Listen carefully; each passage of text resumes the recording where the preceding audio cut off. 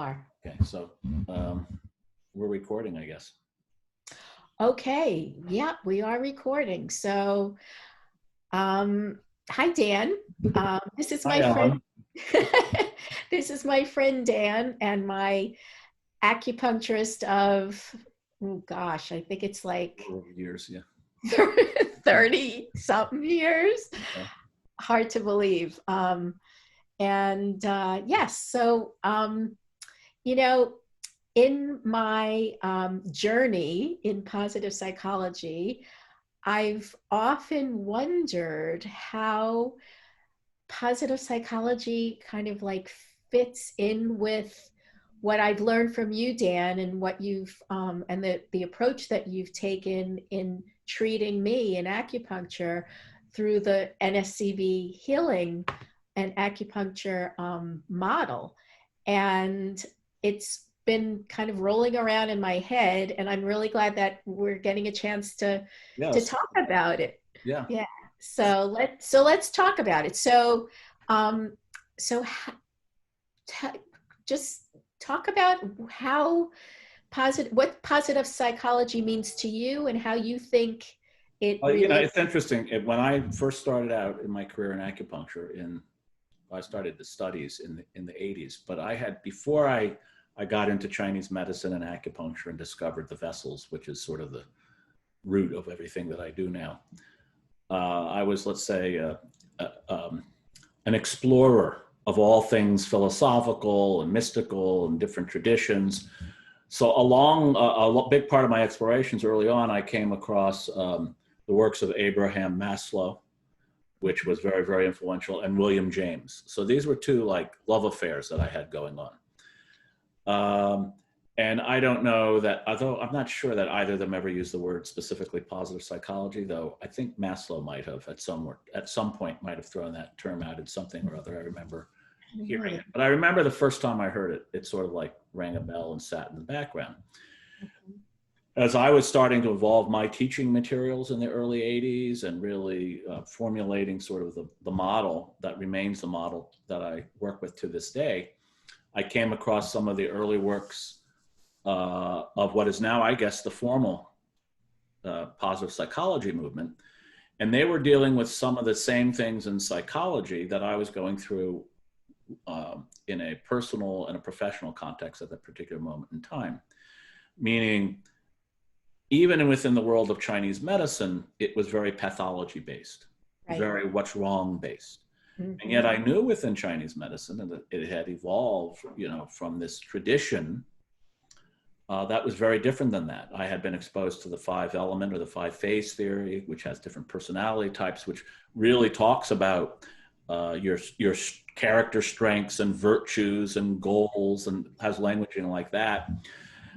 And also just basically inherent in any kind of yin-yang theory was that it was global. It was understood on a continuum, right? That oftentimes your strengths are your weaknesses are your strengths, and that one couldn't really understand human pathology, let alone the human experience, strictly by looking at it from a what's wrong point of view. Right. Yeah, and you can overuse your strengths or underuse your strengths, which in your language is, you have certain language for that in the. Oh yeah, well, we have very specific languages. But from the get-go, what it was that as I sort of evolved the model that I work with now and I teach now, from the get-go, it was infused and with sort of this type of emphasis on not only identifying what's wrong, but emphasis on identifying what's right. I view this as dissolving old habituated patterns and unearthing our inherent essence from underneath that, right? Our natural qualities.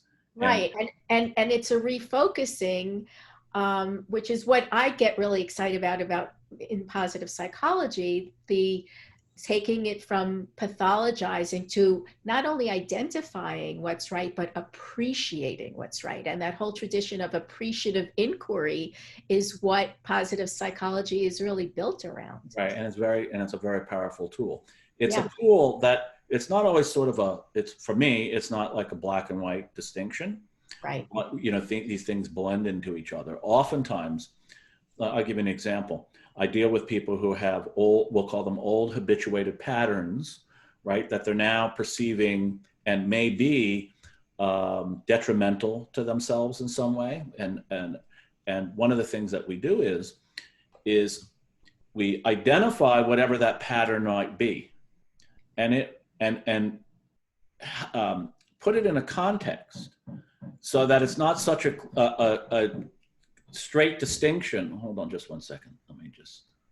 So you have these old habituated patterns that at one time, it's very important, were actually a strength that the person was using, an adaptive response to an untenable situation. And often these are learned and or developed in childhood, because in childhood, we don't have the same control over the context in which we find our lives, right? We have to adapt. As adults, and this is one of the first skills we talk about in the Extraordinary Vessels Society, as an adult, you have the capacity to change your context, right? And consciously cultivate the context that you put yourself in with awareness. Anybody who's chosen a positive psychology path to study or to practice, they chose that as a context. It's a really important thing. So as a child, you have your context imposed upon you, but it's somewhere along the way you chose this context, right? This positive psychology context, which in and of itself means that unless if you grew up in a positive psychology context, which most of us didn't, and most practitioners I've met haven't, that it's somewhere along the way, they dissolved an old habituated pattern, an old way of seeing things, and stepped into this positive psychology context, which probably was a context with which they resonated early on in their very being. In other words, it's something that is part of their sort of inherited essence. It's really who they are. So the mere fact of transferring what deciding to study that really is a transformation in and of itself, which is, it's an interesting sort of idea when you start to think about it. And it is an interesting idea, Yeah. Now, what's really important though is that whatever maladaptive response that a person might be having now, this is where we blend it. If you understand it in this greater context, could be actually understood as an adaptive response and go from being a pathology to being a strength. Okay. And so reframing, that's really powerful for people who are dealing with any kind of chronic psychological condition or physical condition. And it can be as extreme sometimes. Let's say you're dealing with somebody who's a cutter, right? Who at some point along the way, now, okay, let's say cutters oftentimes, and over the years that I've seen, are frequently teenage girls.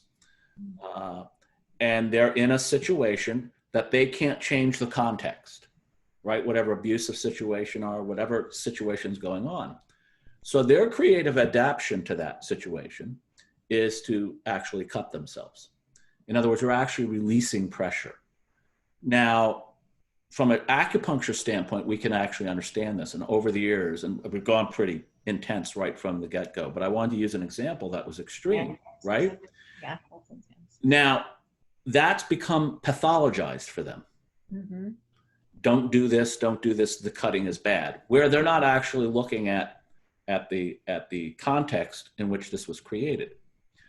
When you can interact with them and they start to realize, I say, oh, let me see where it is you've been cutting. And they've cut, it's unbelievable. Cross-culturally, being in Miami, we get to see lots of different cultures meeting here, right? So cross-culturally, even within varying age groups, socioeconomic brackets, there's similarities into where they end up cutting themselves. And it's not just to hide it, but they're actually going on to treatment points, and they understand this buildup of tension below the surface. They have a release, then they don't need to do it again. Now, the point I'm making is that is a brilliant adaptive response. It's creative. It's and then sometimes a necessary survival mechanism, an adaptive response that they came up with in that particular context. Yeah. Now they're in a new context where that may not be as necessary. But in their whole lives, this was defined for them as something to be ashamed of, disgraceful, and not to do, as opposed to that it was a very creative, adaptive response. So this brings to mind so many questions. So first of all, it just emphasizes the similarity between positive psychology and NSEV, the healing, or the vessels, the extraordinary vessels that you're talking about, because both are acknowledging the interconnection of the mind, body, and spirit, and you can't treat them or consider them or study them separately, that they're necessarily connected, intertwined. And for so many years, which is something that frustrated me, psychology was all about the mind and cognition, and positive psychology, I think, and the humanistic movement started to really talk about whole being wellness, and and bringing in the traditions of mindfulness and all of the ancient practices like meditation that knew all along, and never even asked a question about whether the Well, yeah, mind. they never had if you look at the literature, the ancient literature in Chinese medicine or any of the old wisdom traditions, there's no conversation about the mind and body interacting Yeah. because they were never separated. They were just seen as, two aspects of a single whole. In fact, the conversation seems sort of silly, once you get that they're not really separate phenomena. So every thought has a somatic manifestation. Every somatic manifestation has a thought. In other words, you don't have an emotion out there somewhere. You have an emotion in the body, right? It's an actual embodied experience. Right. And what we find out, again, we get back to this pattern. One of the things we look for in the work in Chinese medicine, and to get specific about the vessels, the extraordinary vessels are the deepest primordial aspects of the human experience. And it has to do with a lot of different things, but it has to do basically with the context that we put ourselves in and our sense of what protection really is, and our forms of expression out into the world, and how we assimilate and incorporate, and what we hold on to and what we let go of, and how we develop our connection both to the universal yin, or feminine aspects of the world, and how we cultivate our connection to the universal yang, or masculine aspects of the world, and how we can navigate through the world to access those connections, that which we've cultivated. So that's, if you break it down, that's sort of all of what the human experience is about as we move through the world and the world moves through us. And then it also operates on this beautiful, this beautiful continuum. So I'll take it further than saying that it's not like we're having a conversation about pathology or positive psychology or anything positive framework, that they're actually indistinguishable from each other. Yeah. That any pathology also contains within it the seed of anybody's most greatest virtue, their greatest hope, their greatest capacities, and contained within anybody's greatest capacity or their hopes or their virtues are the seeds of potential pathologies. And that what we're really learning to do is to navigate the world with the greatest amount of ease possible, so that we can grow and cultivate those capacities to be, become the most efficient, happiest, successful. And by all these things, I mean understanding the interconnectedness of all beings, human being, that we can become. So when, I know you've treated like hundreds of thousands of people in your life, or given hundreds and thousands of treatments. And so when people come into your office, they're generally coming wanting to be fixed in some way, with experiencing some sort of pain, physical, emotional, mental, whatever. So the context, the mindset that you're bringing there is not that. It's much more integrative. Well, yes, but that it includes that. And see, here's the thing. A truly holistic model contains it all. Right. So being fixed, or the desire to be fixed, or the need to be fixed, or being at a moment in your life where you're reaching out and asking for help from another person. And listen, I always consider this sort of a phenomenal experience. I'm very interested in what makes a person a patient and a patient a person, but also, especially early on, but still this day, all these years later, someone walks in that I've never met before, we have a conversation, and then all of a sudden there's some sort of deep trust established that they'll allow me to put pins in them or do whatever it is, that I might suggest. It's a phenomenal experience. Do you Yeah. follow what I'm saying? It's really On a meta level. Yeah. yeah, on every level. You know Yeah. what I mean? It's Yeah. really phenomenal. And so part of this is that when that anything any space or anything that a person is experiencing at a particular point in time, I try to put into the context of the whole, and understanding part of that context of that whole is that reaching out to say to somebody, I need your help right now, right? Fix me is its own kind of virtue. If you follow aside, it's not something to be avoided. Now, you don't want to get stuck in that virtue. Do you understand what I'm saying? Or you become virtuous, okay? Or whatever that might be. So the idea is that there are times, listen, there are times that any of us are really, really needy, right? And that we really want to be taken care of. And so this is it's an important point that contained within any sort of conversation we might have and say, yeah, that can become pathological. And of course there are benevolent people who will help nurture you and take care of you and inadvertently maybe make you more dependent, maybe. And there's malevolent people who will take advantage of that situation, right? They're in medicine, like they're in psychology, like they're in law, and like they're in all things. Yeah. And so at all times, if we remember, like you reference back to what you said, this real interconnectedness of all things, that asking someone to fix you consciousness is got its own virtue at the seeds. And if you drop it into the context of the whole, in other words, if the conversation is broad enough, right? If the context is broad enough, then it just becomes a little thing in the whole spectrum of things, the whole context of what you're creating. And that's why the vessel model is always so beautiful for me the vessel model is sort of this yin yang model. And what yin yang means is to put things into context of the whole to understand them. That's what holism is. That's what contextualism thinking is. That's what positive psychology is. Part of positive psychology, as I understand it, and I'm not a positive psychologist, is that you're taking any phenomena, right?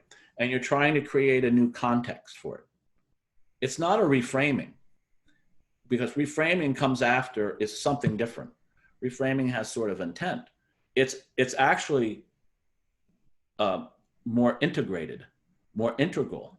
It's more true. It's more real that the pathologies are happening in the context of this great human story that the person's writing for themselves at any particular moment in time. And what I've always been attracted by Chinese medicine in particular, and acupuncture, and the model as it plays out now is that it's always integrated. So we have this idea of the cognition and the imagination and the senses and the embodied emotional experiences and the breath and the spirit all being an integrated whole. And so you could touch something and have a cognitive response to that, right? You could have a thought and have an embodied response, to that. You can breathe in a certain way and have a cognitive and imaginative, a sensory change. You could smell something. So rather than being separate, the way I see it is rather than actually being separate from each other, cognition, imagination, all of the senses, all the embodied emotional experiences, the breath and the spirit, they're all sort of entryways or portals into the oneness, into the wholeness. So that's... So the analogy in positive psychology would be, or especially in positive psychology practice or coaching, would be that there are various interventions, whether they be, practicing gratitude or some sort of breathing, or three good things, or shifting to character strengths, or some sort of positivity booster, or flow, or any of the concepts that we talk about in positive psychologies are the entryways Exactly. to the change. Right. And the mindset shift would be for a client or for one of your patients from fix me to help me figure out what worked before so that I can build on that now. Yeah. Or another way, yes. Or to just reposition that slightly. Yes, 100%. They're all entryways. And that's a beautiful way to see it, to the one thing. I would just say it's not quite that. What I do is not quite goal oriented in the same way. Right. That what I do know is when you do this, that's what's going to happen. Uh-huh. Do you follow what I'm saying? So Uh-huh. and it's a subtle but profound difference. Okay. So if you're doing it so that they get to this particular agenda, sometimes that sort of intent, you can sort of lose the totality of the picture. You might see something that's really a necessary component of them getting there as a regression, as opposed to just part of the process. And so what's really happening from my viewpoint is you're helping them to dissolve old habituated patterns. So the more, and we call it inherited essence in Chinese medicine. It's not always thought of this way. It's thought of in more physical terms. But what we possess within us from our very birth that's been suffocated by all of our experiences that have created certain habituated patterns of response, which in themselves are strengths. They're just no longer needed in this new context. Right. And so, yeah, go ahead. Yeah. So, so it's a really important process. And it's one of the reasons why I have felt because I'm a big fan of using all of these entryways, all of these portals in, every way possible. What I love about the model that I'm working with, and what I love about Chinese medicine generally is we're not just limited to all of the exercises, but we got it all. Right. In other words, I'm a big fan of inherently human beings, when something bothers them, they touch it, right? So if something hurts, you rub it. If something scratches, you itch it. I think this is very deep in primordial programming. So the idea that you could use certain points or specific entryways on the body and rub them or stimulate them in some way to reinforce, and that's one entryway. What you might be doing with other entryways is something that's always fascinated me. So early on, I started to get a lot of referrals from a lot of different types of therapists, including positive psychology therapists and all the therapy. And I noticed that people who were doing therapy, the work I was doing with them really moved them along much quicker. And the therapists were noticing that by doing the work that they were doing with me, it was moving them along quicker. Or I don't know if that's the right word, but the person was getting greater levels of ease as they traveled through whatever it is they were able to, whatever it was that they were traveling through at that time. Right. So the interconnection is really important. But I found even in Chinese medicine, because as I got early on, I was, let's say, early pioneer in Chinese medicine in this country. So, and I taught a lot early in schools and things. So I got a lot of referrals from very complex cases or very serious cases. And so you could get very narrowed into pathology there, right? So for myself personally, because a lot of these things that I teach, I've cultivated from the day that I learned them, I would step back from these things and I would say, okay, well, what's central to all of this that's playing out?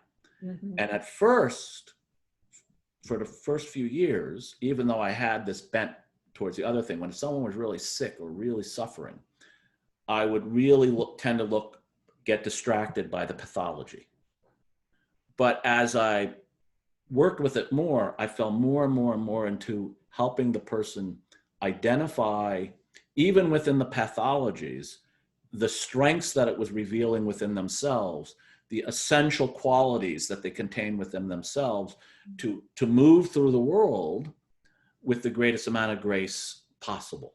Right. And this is really where the overlap with sort of the positive psychology model started to come with me, because I can tell you from my personal experience, it was explosive in how it changed in terms of the empirical results I was getting in my practice and the way it worked with people, and being able to identify with people their strengths and having specific tools. And this is part of it. Right. Right. Right. Yeah. It's a lot to navigate. Yeah. One of the differences between positive psychology and the science of happiness and your extraordinary vessel model and Chinese medicine in general is that we are taught in positive psychology to base all of our recommendations, our practice, on our wisdom on the science, and the way science and research is defined is somewhat different, but it gets a little fuzzy in the positive psychology, more fuzzy than perhaps we admit, because a lot of our practices are derived from the wisdom traditions. And yes, they've been studied, but scientifically, or in a not necessarily double-blind studies, but in an experimental fashion. But there's a lot of kind of flexibility there. And for you have thousands of years of empirical evidence of what works. Well, I don't have thousands of years. I'm not that old, but well, your lineage yeah, does. no, I don't know. I don't lay any claim to any empirical wisdom that came. There were definitely fingers pointing us in our direction and so on and so forth. Mm-hmm. But science is a method, right? And to integrate the method of science, whatever that might mean in terms of medical science, is a very specific thing. I'm a huge fan of empiricism, right? And yes, practical knowledge. What you do is you see if, and this is really the process I went through with my work with the extraordinary vessels that I now treat to all kinds of people, especially the cultivation techniques using these magnets and cords that I use in the course, or any of the breath and movement practices that I use in the course. What happens is I did them myself. I used them with select patients. I taught them to my students. And along the way, what worked, we continued to do. You follow what I'm saying? This is empiricism. So these foundational principles were handed down from the wisdom tradition, and we conducted studies to the amount that I could personally tolerate. As you know, early in the late 90s, early 2000s, we did studies on mood disorders and things of that sort, depression, using our extraordinary vessel model. It was a small pilot study, but it was replicable. And so I have nothing against good, practical, systemic, if you want to use the word scientific, process, right? We don't want to be sloppy when necessarily introducing new ideas. And things should work. And if things work, they should be able to be replicated in any numbers of settings. The bias towards double-blind studies and specific studies is a long story, but that is because it works well with a pharmacologically based type of medicine or a surgically type of based medicine. When you get into more nuanced or more multidimensional influences, like what's going on in a positive psychology practice, or what's going on in an acupuncture practice, or in almost really what Ted Kaptchuk's starting to show in his new department at Harvard, in any clinical practice, even with doctors, they're having a hard time admitting that how much the clinical encounter really plays in not just how the patient feels, but what the actual results are. So yeah, I'm all for good, I'm all for good method, and whoever made whatever decisions early on that we want to be able to have this be quantifiable is important. Now, not to speak in any way poorly, I don't want this to be misinterpreted by the positive psychology movement, because this is also equally true in acupuncture. What happens if you have a set of let's say, I can't think of a better word right now, rigid rules that might not be fully embraced in the growth mindset, shall we say, right? Uh-huh, It's a uh-huh. little more fixed. Any institution by definition tends to become a little more fixed, right? Because you have to come up with rules and ideas that become fixed.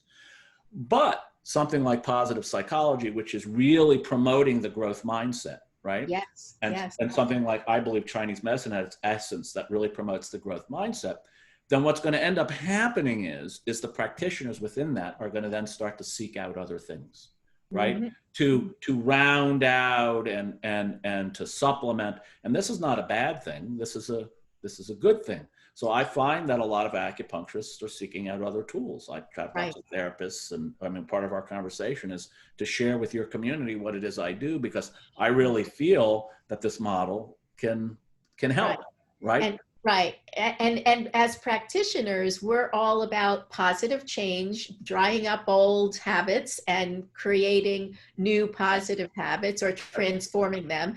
And we're also all about hope. And and part of that is derived from the therapeutic or coaching relationship, practitioner relationship, that can be studied but not always quantified. And we are very empirically based Yes. and very qualitatively based. So so those are definitely commonalities. So let's shift a little bit to talking about the course that you're going to teach, which I'm really personally very excited about. I've taken a couple of your courses for non-acupuncturists or for non-medical practitioners before, live and in person, as you Right. were iterating that curriculum. Right. And I haven't taken one of your courses in cultivation through using the extraordinary vessel model in a while. And I know you've come up with even bigger and better. Well, we're going online. There's been this pandemic that we've been dealing with, and Yeah, I know. I'm, I've I'm heard about that. I'm glad I had the tools of Chinese medicine, acupuncture, and NSEV, and also therapy and psychology, and we're all using all our tools now, right? And so I've watched I've watched my clinical practice sort of dissolve, and I'm doing a lot of online consultations with people right now, which is very rewarding in its own way, and I look forward to at some time getting back into my clinic in a really wholly reshaped forms. But I have been teaching these things ongoing for 30 years in person, and I've been using online to reinforce with my advanced clinical trainings. Right. But I decided the time was now to Yeah. really just present it online. And so what I did is I transformed my Entering the Vessels workshop, which is sort of the entryway into all things vessels. And at first I started to say, okay, I'm gonna teach it online. It's a weekend workshop and this is what I'll do. And it was very unsatisfying. It was like, no, because I can't do this, this, and this. And I kept comparing it to what the old. So I did what it is that we are showing others to do. I really sat and I let the old habituated pattern, which had really came down to my thinking and my emotional attachment to it. I worked it over the course of a few weeks and dissolved. Even after I had let it go, but it hadn't dissolved. They're two different things. Yeah. And then as that evolved in me, I realized, oh, well, we're online now. This should be an extended experience so that the strength of being online is you don't have to go anywhere and we can stretch it out over weeks. So now it's a 6-week class. And I started thinking, what can I do online that I can't do in person?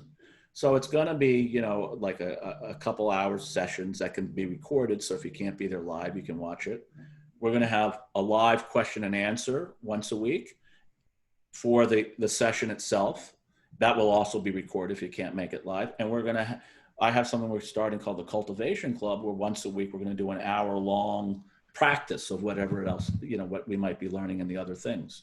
Right. And let me just clarify for people who are listening that the Entering the Vessels course and any type of extraordinary vessel cultivation is not necessarily tied to acupuncture needles. So No, only there are no, in this class, there are no needles. But what's interesting about this class There's is that it has acupuncturists learning the foundational principles of the way okay. we work with the vessels.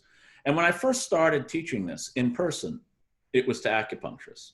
And to be honest with you, and I love the acupuncture community, there was something really big missing.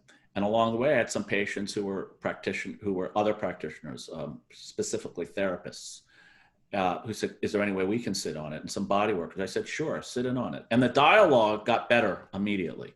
And that's what I'm hoping will happen here when you bring these communities together. So the beauty of being online is that I'm going to talk about what I'm going to talk about, but foundational to it is doing the personal cultivations. So there are no needles. It's all done with magnets and cords and breath and movement exercises and self-massage and things of that sort. But it's also learning and directly experiencing each of these primordial, there's 8 of them, each of these vessels, and also learning the worldview or the organizational construct so that you can take anything you do. And I'm fairly convinced that someone who went through this 6-week process, by the end, they would have a new paradigm and a new overlay. Let's say, in this case, we're talking about being a positive psychologist, with which to put in each of your tools that you're using. Because I look at those tools and it becomes immediately apparent, oh, this one's working on the yin way level, this works on the yang way level. And you might see that in your own personal toolkit, Right. or as you're working with others, there's a little gap here, there's a little gap there. So that's what's got me really excited. The other thing that, I don't know why I didn't consider this, I mean, I knew it, is that it's really going global. So we're having people enrolling in this first class from all over. We have, from Europe and Israel and all over the United States. So it's a new community, or a growing community. One of the things that I'm thrilled about is that a lot of my advanced practitioners, called me up and said, "Dan, I want to take your 6-week thing. I just want to, I want to play in that way." So we're going to have a lot of good people holding a lot of good space.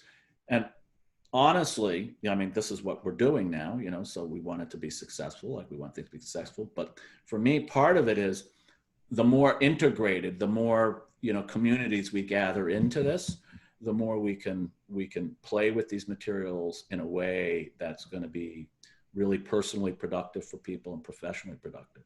The other thing I like about it is that over the course of 6 weeks, in a way I couldn't in a weekend, we're setting it up with lots of questions and answers, and you'll be able to address me directly through, both writing and all kinds of things. We're integrating it, and I'm learning a whole new technology using Thinkific. Yeah. So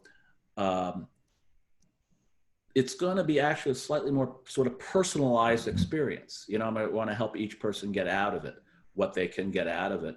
And I'm hoping to offshoot little groups, so the positive psychologists can all get together and play around with that little idea and then bring it to the group at whole. So it's going to be new, it's fresh, it's new to me.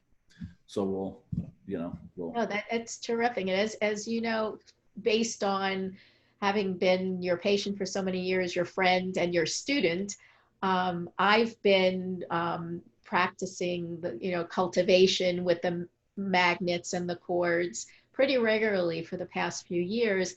And in my mind, always trying to relate the positive psychology concepts and tools and practices that I've learned over the past few years with the vessels. And this is an opportunity to really, take a deep dive into that, or a deeper dive into I that. know we're going to deep dive. We're not Okay, deeper. all right, I'm ready. I have my We're life going to preserver. part of this is to have the dialogue while having the experience. Yeah. And I really, what's unique for a lot of acupuncturists when they take this course is, they're used to showing up and having a scholarly discussion or a clinical discussion about that. And, I'm telling them, yes, but to really understand the vessels, we also have to do these immersion practices, these cultivations, where we talk about the vessel having directly experienced the vessels. And of course, not everybody's going to have exactly the same experience with every cultivation session or anything of that sort, but they're going to know it in a completely different way. Right, which is, not, that model is not unfamiliar to positive psychologists. Many of us have done online learning and immersion Oh, experience. yeah, no, I know this, which is why I'm excited about that. You know, like I'm talking to a lot of people in the sound healing community too, and because we have a big group of sound healers that are already involved, and I just love weaving it in all together because there's these different frameworks and these different overlays. When we have this common language with which to discuss them, you know, that's one of the beauties. In my office, we have sound healers and chiropractors and functional medicine doctors, you know, MDs, and we all have this common. We have this all have different holistic languages as an overlay, but we have this common language where, you know, where we can discuss it. And so this is part of. I mean, I don't know where the question and answers will go, or where the cultivations will go, or where the dialogue might go, and that's the beauty of this. I've been teaching this. You know, we have also the nonprofit Woo Project that Alicia, you know, and Maria started, and they're taking barefoot medicine all over the planet, and part of that is part of the extraordinary vessel stuff that we will be teaching, and to see it that it was useful and being able to be integrated by indigenous healers in different parts of the world makes a very powerful statement to me, and it was very exciting to me to see it in that, you know, see that context. So I can't guarantee it's going to be useful for everybody, though I really do feel that it will be, but it will be interesting. Well, you know, positive psychology people, practitioners in particular, are always looking for new tools and practices and adjunctive tools and practices to integrate into their practice, their personal practice and their professional practice. And so I know, knowing some things about the extraordinary vessel model, I know that this will be useful to anyone in the positive psychology world, even if it's just for personal practice. Yeah, that has not yet happened. You know, that's the interesting thing. I have professionals who come and say, you know, I really want this for my professional practice.